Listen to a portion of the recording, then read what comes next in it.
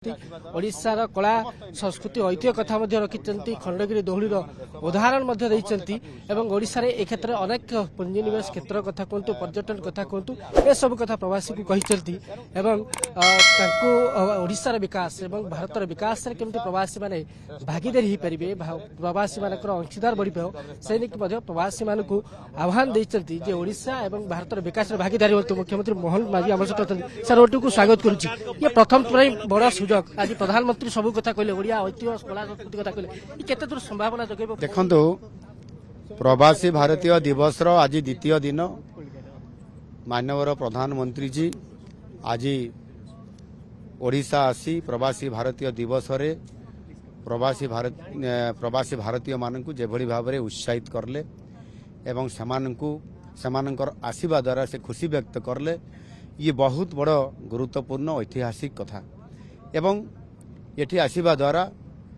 प्रति सेक्टर रे tourism sector कहतु इंडस्ट्री सेक्टर कथा कहतु एवं आपंकर इंफ्रास्ट्रक्चर कथा कहतु सबू उपरे से फोकस करिसंती एवं ओडिशा रे जो ऐतिह्य संस्कृति जेभली भाव में यह विश्व दरबार को आज पहुंचेले विश्वरू आज अनेक लोक आसीबे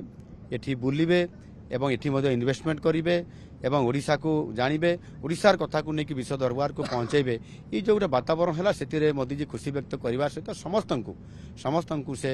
एथिरे परामर्श देइछंती एवं अनुरोध मध्य करिछंती जे किभली भाव में ओडिशा आगामी दिन में भारत सहित भारतर जो विकसित होगापी जाऊँगी से ओडिशार गोटे बहुत बड़ भूमिका रहिबो एवं यह ग्रोथ इंजिन हेबो जहाँ आगु कही से कथा को आज से ये समस्त सामने प्रवासी भारतीय दिवस अवसर रे आज से मतव्यक्त को पुणी दोहरेले एवं से भाव में कार्यक्रम हाथ को नेबापी आमको परामर्श देइछंती। निश्चित भाव में विकास भागीदार आह्वान देते गतकाली गोटे प्रेजेंटेशन दिया ओडिशार प्रवासी मान केते आशा बढ़ाई ओडिशा रे पुंजीनिवेश आशा तो बहुत दिखाई निश्चित भाव में कार्यकारी हम आई जो आशा दि जाइए आमको एवं जो मैंने भी ये आशा व्यक्त करुँच ओडिशा को गुरुत्व दौरान जेहेतु आम ये आमर गोटे बहुत बड़ अपरच्युनिटी अच्छी एठी जेहेतु आमर पानी अच्छी एठी आमर मिनराल जो नेचुरल मिनराल्स रिसोर्स अच्छी एवं एठी आमको पोर्ट बेस इंडस्ट्री करने एठी बहुत बड़ स्कोप अच्छी जोटा कि अन्य राज्य रे ये प्रकार माने भित्तिभूमि एवं ये प्रकार वातावरण नहीं जोटा कि ओडिशा रे अच्छी ताकू आमको जनइबा जो परिस्थिति आवश्यकता होता ताहा आपे आपे आज आसी जाइछि। माने प्रवासी भारतीय दिवस एवं आगामी दिन में मेक इन ओडिशा ये जो कनक्लेव आसूची या द्वारा इन्वेस्टमेंट बढ़िया सहित बहुत बड़ वातावरण हम शुणुले मुख्यमंत्री सीधासलख प्रतिक्रिया रखुले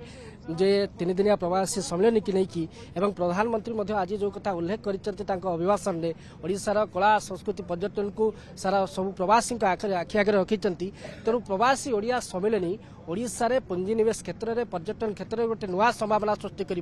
गतकाली मुख्यमंत्री और राज्य सरकार पक्षर एक प्रेजेंटेशन दि जाइए